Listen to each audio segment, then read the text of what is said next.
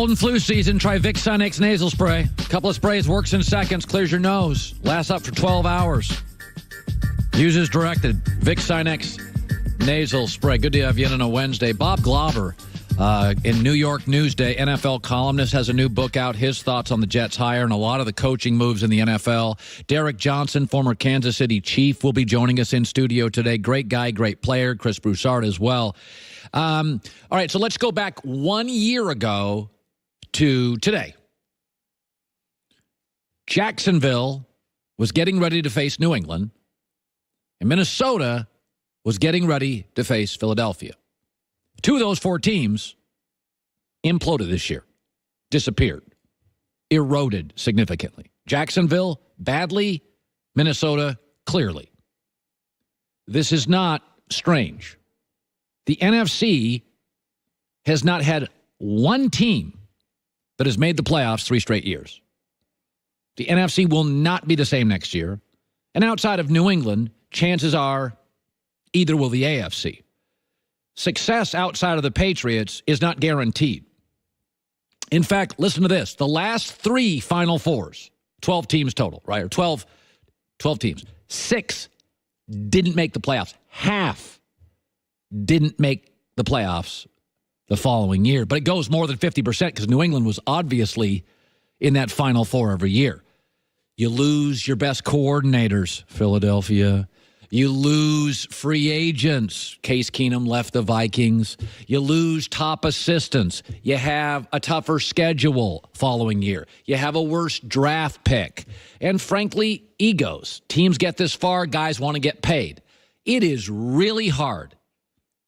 50% on average of the teams that get here disappear. And there are 4 teams this year. 2 of them I know will still be good next year. New England's got the best coach in football. That won't change. It is still mostly a dysfunctional division. That won't change. And they have 12 draft picks. Also, they're getting their top pick last year back. He got hurt. So it's like 13. New England's going to be fine. Brady, say what you want, on almost every Sunday goes into a game and is the best quarterback. Almost every Sunday. New England's going to be fine. Kansas City, they're going to be fine too. Now, their division's tougher. But they have one of the best coaches in football. That's not going to change. Patrick Mahomes may not be MVP, but he's a real deal. And they've got like 7 star players. They're going to franchise Dee Ford. They're all coming back. They're all coming back. Kansas City and New England, they're going to be good next year. Now, I'm not saying they're going to get to here, but they're going to be real good. No drop-off. No chance of that. They're going to be really good teams. Kansas City's division is harder. Still the best team. Coach, quarterback, owner, all that stuff. All right, let's go to now New Orleans. Their division is a little flakier than we think. Tampa Bay is kind of flaky. Cam Newton, I think we've seen the best of him.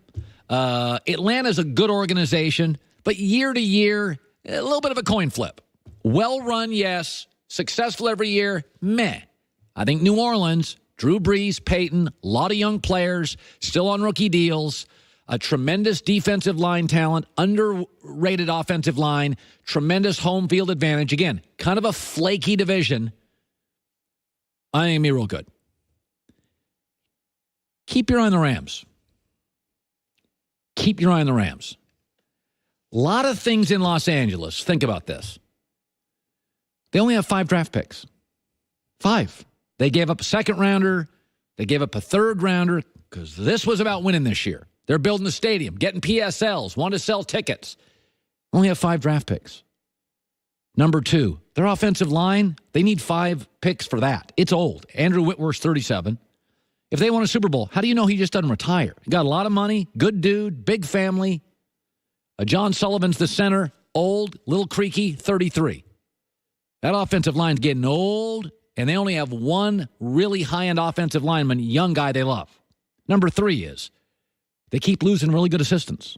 This is what happens when you become the hot team. Atlanta a couple years ago dealt with this. Your assistants start getting head coaching jobs. That's just the reality of Sean McVay, the Sean McVay effect. People are going to poach this staff. They already have. Number 4 is, I think we saw it this year about November, Todd Gurley Man, you can only pitch a guy 250 innings so many times. You can only give Todd Gurley so many carries. We're starting to see some wear and tear on Todd Gurley. Number 5 is this division's not getting worse. Kyle Shanahan's getting Jimmy Garoppolo back. They got a lot of money to spend in San Francisco, and they got a lot of draft picks.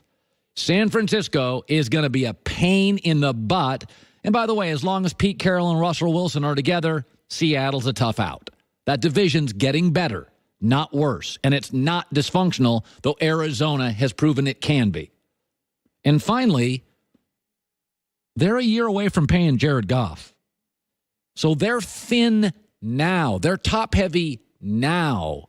What happens in 12 months when they pay Jared Goff? The Rams are a very interesting team. Now, they'll still have Sean McVay, and I not love Jared Goff, but I see wear and tear with Gurley. They got 5 draft picks. They could do worse than taking 2 of those on the offensive line. And we got a Sean McVay effect. This staff's getting poached like crazy. They just had their quarterback coach hired, you'll find this out in a couple of weeks, to coach an NFL team, Cincinnati. The quarterback coach. Forget coordinator. Forget play caller. Their quarterback coach. Bob Glauber, Chris Broussard, Derek Johnson. And why Breeze? Why Breeze? It's not a hot take. Will elevate far beyond Aaron Rodgers by perhaps Sunday.